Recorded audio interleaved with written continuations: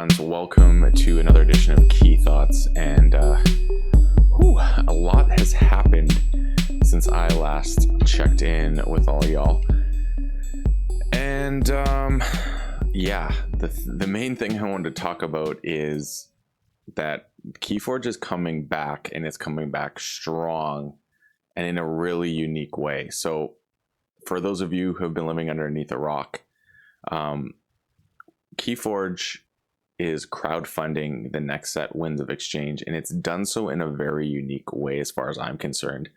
They did it with a bunch of pledge things that can be unlocked, and I've talked about how you can get a deck named after something of your choosing. You get to choose a portion of the name, up to 20 characters, and that was cool and all. And then they revealed this, and this is Are You Unchained? And each pledge level will receive one Winds of Exchange Unchained deck. And basically what this means is that very few qualifiers will exist. With very few qualifiers, such as staying within the 3 houses card count of 12 each, and a few other exceptions. But basically anything can be in there. There's going to be more Mavericks. There is going to be more legacy cards. There's going to be anomalies, like things that just don't make sense. It could mean also there's more rares. Sky Jedi brought up a good point. It could mean you're seeing less multiples as a result. So it's going to be a really wacky, less balanced and fun way of playing KeyForge. And they even mentioned they may even hold events for people who have these, so they can actually use this in a fun format and seeing how your Unchained deck stacks up in a tournament setting. They also said it will be an add-on if we hit the next level, I believe. So I imagine that will happen. We're getting near the end. There is just over a week left at the time of you hearing this, and so yeah, it's going to be fantastic. I'm loving what I'm seeing so far from Winds of Exchange. I think the set is going to promise to be everything we expect from KeyForge in terms of there's discovery, there is going to be new ways we play the game. I'm curious how it's going to stack up against the older sets for a couple reasons. The first is a new algorithm generating these decks, which is not the same algorithm from everything that's come previously. So that alone is a unique aspect to this. So we'll have to see how that kind of comes together.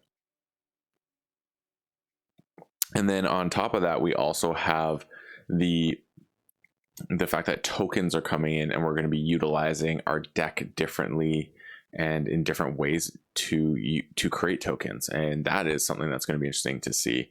And I have to say, I'm really ready for this. I'm not excited to play sealed. Dark Tidings, I'm still pretty okay with playing sealed, but the other ones, I played a set with my friend.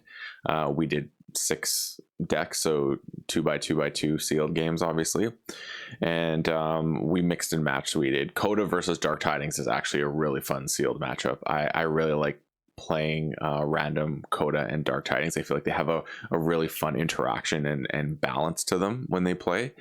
But I'm just not excited to play Coda sealed, AOA sealed, Worlds Collide, Mass Mutations. Dark Tidings still has a little bit of its luster left, but I rather play decks that I know do a certain thing, or I'm looking to find a certain thing now. And I find the other formats right now is feeling a little stale for me, which is fine. I have displays behind me, a whole whack of them there, and I think I'm just going to chill on them and let them be, because they're things that we might not be able to get anymore.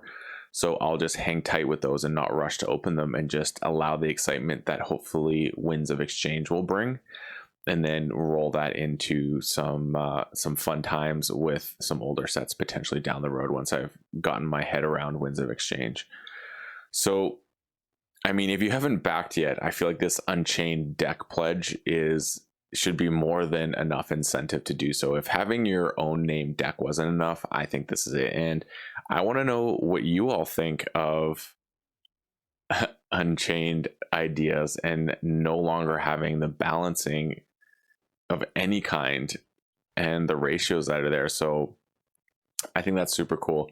I know if they're add-ons, I may do a few as an add-on as well, because I just really want to see these in a plethora actually, and see kind of how they look. Because you just have one for yourself, you don't have a reference. If you can get more, then 100% want to see how that looks. So let me know your thoughts on Unchained and how you're enjoying this way that we're getting to consume KeyForge through a crowdfunding. Because I know some people were resistant to the idea of a crowdfunding for different reasons. And I know that I'm excited for store events that are going to follow, so I can sport my LGS. I'll probably get another display or 2 or 3 from my local after I get my pledge from GameFound handled.